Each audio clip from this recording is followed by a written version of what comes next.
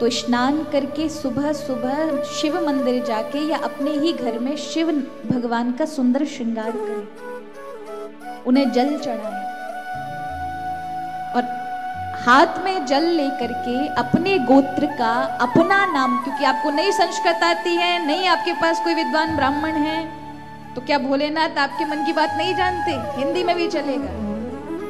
अपने गोत्र का अपना नाम लेकर के, हे भोलेनाथ मेरी रक्षा करे, मैं जिस हेतु से कथा श्रवण कर रहा हूं, ये कथा मेरी कुल परंपरा को भी लगनी चाहिए। मेरे गोत्र में जितने पूर्वज हुए या जो अभी आगे की पीढ़ी जितनी होगी और मेरे परिवार में, हम सबकी रक्षा करें। भोलेनाथ हम जो इच्छित वस्तु के लिए बैठे हैं कथा श्रवण के लिए, वह भी पूरी हो, और फिर भोलेनाथ पे छोड़ दें। हो सके तो इस मध्य, इस शिवरात्रि पर रुद्राक्ष अवश्य धारण करें।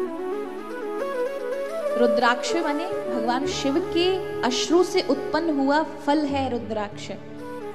शिव भगवान की आंखों से, अश्रु से बना है। जब आप धारण करते हैं तो समझिए भगवान शिव अपनी दृष्टि से तुम्हें देख रहे हैं। रुद्राक्ष का मतलब ही रुद्र की आंख।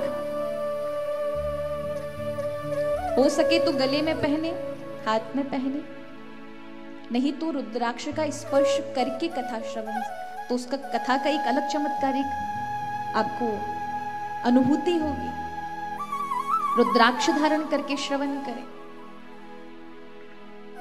कहा भैया अगर ये भी ना हो तो नमः शिवाय नमः शिवाय नमः शिवाय का जाप करते हुए कथा श्रवण करें। उठने बैठने का, अगर कथा के मध्य उठना बैठना पड़े, उबासी लेनी पड़े, तो नमः शिवाय बोलना चाहिए। उबासी ले रहे हैं तो नमः शिवाय नमः शिवाय नमः शिवाय, उठ रहे हैं तो नमः शिवाय नमः शिवाय नमः शिवाय जाप करें,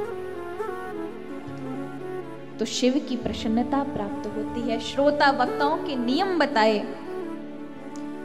किस दिशा में श्रोता वक्ता को बैठना चाहिए, तो कहा वही दिशा उत्तम है जहां श्रोता और वक्ता दोनों आमने सामने हो।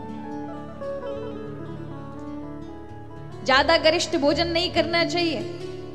कथा के मध्य में खूब खाकर बैठे हो, फिर महाराज निद्रा आए, डकार आए, ऐसी कोई भी चीज ना खाएं। हींग आदि, मूली आदि ऐसी चीजों को वर्जित किया है। सात्विक भोजन, क्योंकि तपस्या है। और यहां भोलेनाथ को खूब वंदन करें, खूब हृदय से प्रणाम करें और उनकी कथा में एकाग्रचित होकर के कि भोलेनाथ आपने अवसर प्रदान किया है, आपकी आराधना करने का, आपको श्रवण करने का सुअवसर मिला है, आप मेरे मन की रक्षा करिएगा और मैं आपकी कथा को श्रवण करके आपके चरणों के लायक बन सकूं, ऐसी प्रार्थना करें। शिव समान कोई दयालु नहीं महाराज। भगवान ने तो श्रीमद् भागवत कथा के 11वें स्कंद में कहा है, जिस पर मैं अत्यंत प्रेम करता हूं तो उसे अपनाने से पहले उसकी परीक्षा ली जाती है, उसका सर्वस्व हरण करता हूं, फिर भी देखता हूं मुझे अभी भी भज रहा है, तो जितना उसे प्राप्त था उससे ऐसा धन प्रदान करता हूं जो जिसकी कभी समाप्ति नहीं है।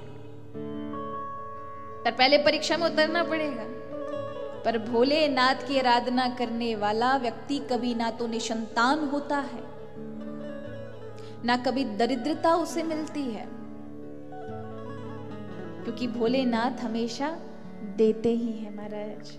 दरिद्र भी उनसे धन बन जाते हैं। को उदार जग माही, ऐसो को उदार जग माही।